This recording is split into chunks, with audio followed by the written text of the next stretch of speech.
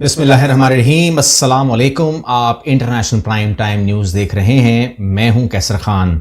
आज 28 मार्च 2026 है और हम आज 29वें दिन में शामिल हो चुके हैं Iran, Israel and America war के अंदर। यहाँ पर बहुत तेज़ी के साथ बहुत सारे बदलाव आ रहे हैं। इससे पहले कि मैं उस खबर पे जाऊं जो मैं आपको देने के लिए यहाँ पे आया हूँ, और बहुत सारी अपडेट्स भी हैं, लेकिन मैं आपको इन्फॉर्म कर दूं कि कल जिन लोगों ने वीडियो देखी होगी उन लोगों को मैंने आपको इन्फॉर्म किया था कि याद रखिएगा कि जितने लोग भी इस टाइम जिनको हमने बताया था कि कब्जा है अमेरिकन गवर्नमेंट के ऊपर, मैंने आपसे कहा था कि उनमें जेडी विंस शामिल नहीं है। कल आपको मैंने कहा था, कल की वीडियो आप देख सकते हैं, मैं आखिरी में लगा दूंगा, कि जेडी विंस के बारे में मैंने कहा था कि ये वाइस प्रेसिडेंट है अमेरिका और ये पाकिस्तान आ सकते हैं ईरान से मिलने के लिए, लेकिन मैंने आपसे कहा था कि ये उस कैटेगरी में नहीं आता। अब उसके बाद कल आपने सुन लिया कि जेडी विंस ने टेंस कॉल की है with Netanyahu as he rip Israel's PM for selling easy Iran war.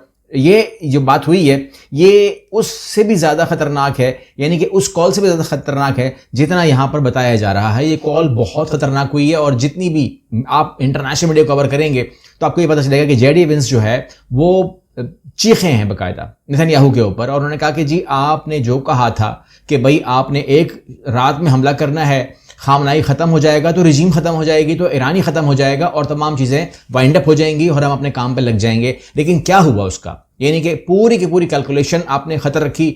आप जंग में तैयार थे नहीं थे हमें इल्म नहीं है, लेकिन आपने हमको एक ही प्लान के साथ चढ़ा दिया कि हम इकट्ठे मिलकर हमला करेंगे, तितर बितर हो जाएंगे, सब कुछ दोबारा से उठने की ज़हमत नहीं करेगा, क्योंकि आप प्रेसिडेंट ऑफ अमेरिका हैं। ट्रंप को कहा गया था आप जो मर्जी कर सकते हैं, आप किंग हैं इस टाइम, दुनिया के किंग हैं, ठीक है, आप पूरे दुनिया के बादशाह हैं। आपने मुर्दों को उठाया तो किसने क्या कर लिया, ठीक है ना। आज उसका बेटा जो है वो मिन्नतें कर रहा है और वो कह रहा है कि आप अंदाजा लगाइए, मौरूदों का बेटा जो है वो कह रहा है कि मुझे अमेरिकन कानून पे यकीन है।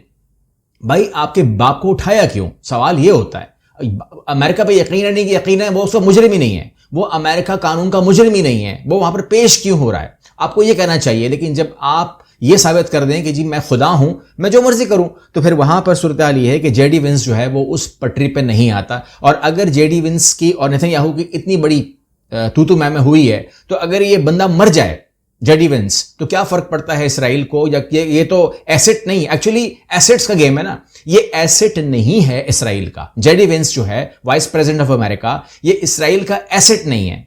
ये समझ लीजिए कि ये अमेरिकन है, प्योर अमेरिकन नहीं होता, जिसकी कोई शायद मजबूरी नहीं होगी, शायद ये ट्रैप नहीं होगा, ये एपस्टीन फाइल में नहीं होगा, बस इतनी सी बात होगी। सारी गेम एपस्टीन फाइल की है। और उस हवाले से जब कल टीवी में, ईरान के टीवी में, जब एपस्टीन फाइल के हवाले से ईरानी ने बात की अमेरिकन टीवी पे, वो कहता आप हम आपसे क्या पूछ रहे हैं, आप एपस्टीन फाइल, उसने कहा पूरा का पूरा केस ही एपस्टीन फाइल का है, आप मजबूर हैं, और जो टोला ये काम कर रहा है वो टोला एपस्टीन फाइल में आता है। तो ये तमाम बातें आपके इल्म में आ गई कि गेम शुरू कहां से होती है और प्रेशर कहां से आता है। ये सारा का सारा प्रेशर वहां से है। मैं जब से बात करने जा रहा हूं वो सेंसिटिव है, और बहरहाल मैं आपसे कर देता हूं, सेंसिटिव है मगर इसको पॉजिटिव लीजिएगा। वो ये है कि आप समझते हैं कि पाकिस्तान जो है वो मीडिएशन का रोल अदा कर रहा है, ठीक है, और भारत जो है मीडिएशन में बड़ा नाराज हुआ है, यानी कि इस टाइम उसको मीडिएशन करना गाली लगता है। अगर पाकिस्तान मीडिएशन करेगा तो वो गाली है।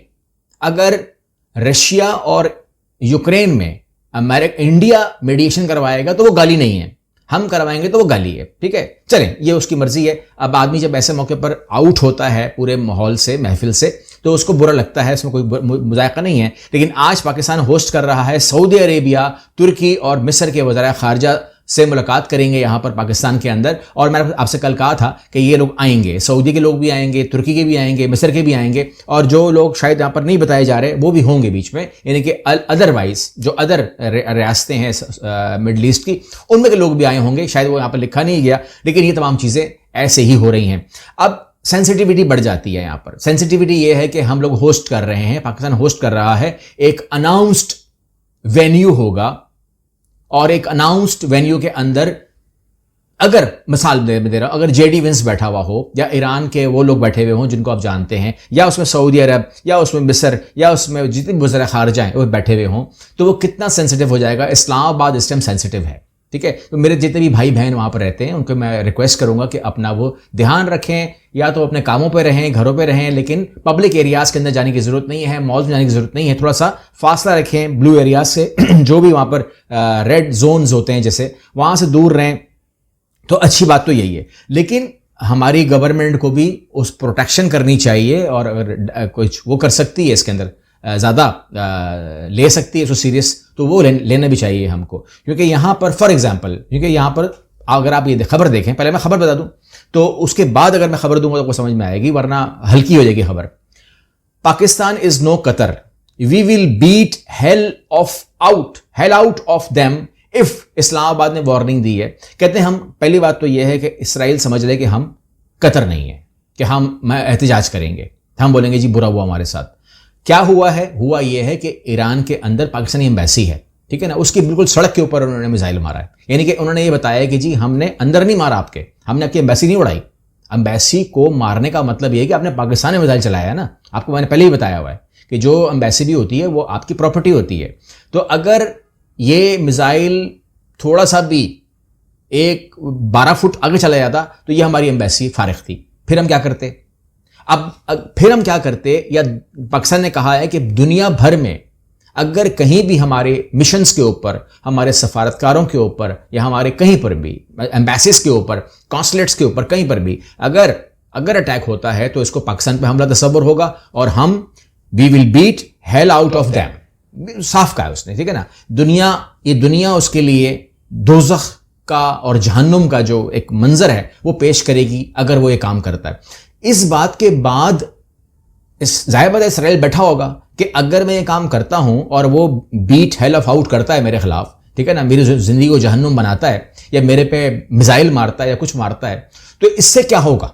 मतलब फॉर एग्जाम्पल शैतानी दिमाग है ना, सोचता है कि मैं अपने आप को पिटाऊंगा ना पिटाऊं। तो यहां पर अगर वो कहते हैं कि अगर मैं उड़ा दूं एम्बेसी उसकी, या अल्लाह ना करे इस्लामाबाद में कुछ शरारत कर दूं, ठीक है ना, मैं ज़्यादा तफसील से नहीं बोल रहा, अल्लाह खैर करे, अल्लाह बिल्कुल खैर करे, लेकिन पाकिस्तान ने कहा है कि मैं कतर नहीं हूं, वी विल टेक एक्शन। अच्छा, अब जो भी एक्शन होगा हमारा, बैलिस्टिक होगा या कुछ भी एक्शन होगा, तो एक तो हमारी रेंज क्लियर हो जाएगी कि हमारी रेंज इसराइल तक है, नंबर 1। नंबर 2, उसको खाने के बाद, क्योंकि वो खा ही रहा है इस टाइम, मैं आपको इन्फॉर्म कर दूं, यमन वॉर में आ चुका है, मैं आपको भी खबर दे देता हूं, इस टाइम हौसीज जंग में आ चुके हैं, इस टाइम पूरा एक मामला जो है ना वो क्लियर हो गया। तो अगर पाकिस्तान भी आ जाए तो उसको ज़्यादा फर्क तो नहीं पड़ता, वो कहता है कि ठीक है जी, देखें वो क्या बोलेगा अमेरिका को कि देखें ना मुझे ना हमास भी तंग करता है, देखें ना हिजबुल्लाह वाले भी तंग कर रहे हैं, देखें ना यमन ने भी मिसाइल बैलिस्टिक मार दिए हैं, पाकिस्तान ने भी मार दिए हैं, मेरी तो गलती से मैंने मारा ना, कहीं जो भी लोकेशन इसकी होगी, मेरी तो नीयत नहीं थी, लेकिन अब पाकिस्तान एम्बेसी उड़ गई तो मैं करूँ।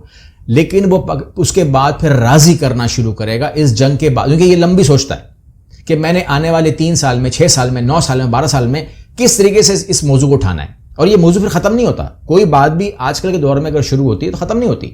ये इन्होंने कहना है कि जी चूंकि पाकिस्तान खतरा है इसराइल के लिए, तो पाकिस्तान के साथ जो है फिर मामला। अब ये ईरान के टॉपिक के बाद की बात कर रहा हूं।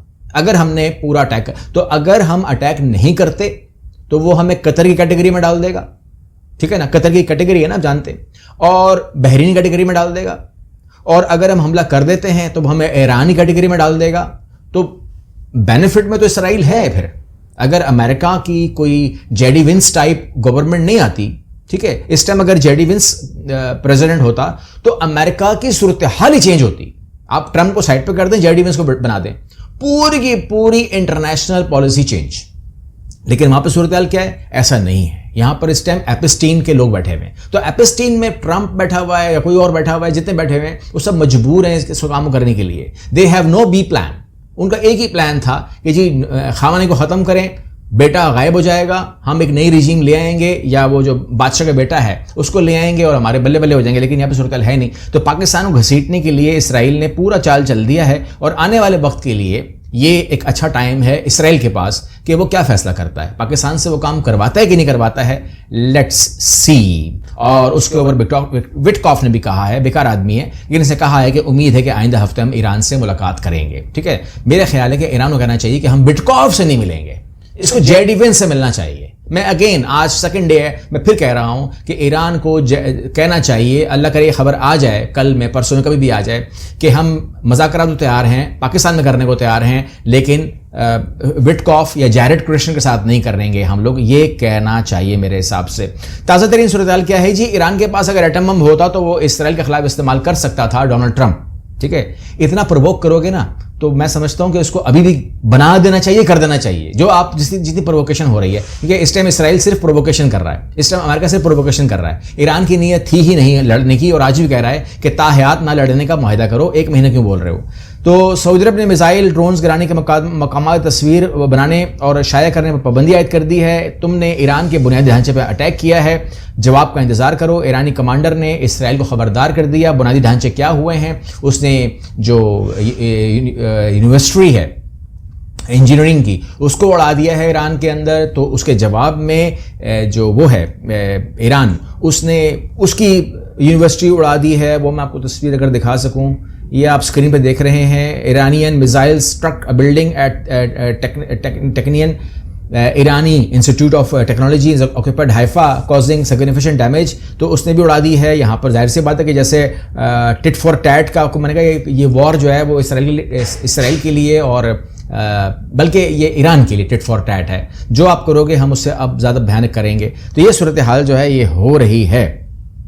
अच्छा, यहाँ पर ट्रंप की दुनिया के सबसे बड़े बहरी बरदार जंगी जहाज़ पर ईरानी हमले की तस्दीक। ट्रंप ने कहा है कि जी बिल्कुल उसने हमको ठोका है, और उसने ना कि सिर्फ इब्राहिम लिंकन को भी बहुत बड़ा नुकसान पहुंचाया है, बल्कि कहते हैं कि जो हमारे जहाज़ के ऊपर अटैक हुआ है जरलाट के ऊपर, अब वो कह रहा है कि उसके ऊपर एक तरफ से नहीं बल्कि 17 जावियों से अटैक किया गया है। तो यू कैन इमेजिन कि क्या हाल हुआ होगा, तभी तो 14 महीनों के लिए बाहर हो गया है। तो सूरत हाल जो इसके लिए अच्छी नहीं है। और कल आप लोगों ने देखा तेहरान की सड़कों पर घूमते हुए, सुपर स्टोर में घूमते हुए ईरानी सदर जो है वो लोगों से मिल रहे थे, और ये तमाम चीज़ें हो रही थी। और आपके मैं इल्म में ले आया हूँ कि यमन जो है वो इसराइल के खिलाफ बैलिस्टिक मिसाइल मारते हुए इस जंग में शामिल हो गया है। और वो कह रहा है कि अब मैं डेली की बुनियाद के ऊपर, हिजबुल्लाह ने कहा है और यमन ने कहा है कि हम डेली बुनियाद के ऊपर किरात शमूना तबाह हो गया है, वो मैं अटैक करता रहूँगा जितना मैं डैमेज कर सका। और वही यमन ने कहा है कि अब हम डेली अपने टारगेट्स को अचीव करेंगे, और हमारे टारगेट्स जो हैं वो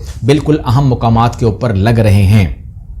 बहरहाल एक ख़तरनाक खबर भी आ रही है, वो मैं आपसे शेयर कर देता हूँ। तफसील कल बात करेंगे, उसके ऊपर तहकीक कर लूँ। और वो ये है कि जौहरी प्लांट जो है ईरान का, उसके ऊपर कह रहे हैं कि 10 दिनों में तीसरा हमला हो गया है, IAEA कह रहा है। तो उसके अंदर जो नुकसानात के मामलात हैं या ताबकारी मामलात हैं या जो भी मामलात हैं, उसके ऊपर इंशाल्लाह कल बात करेंगे। अगली वीडियो मिलते हैं। अल्लाह हाफ़िज़।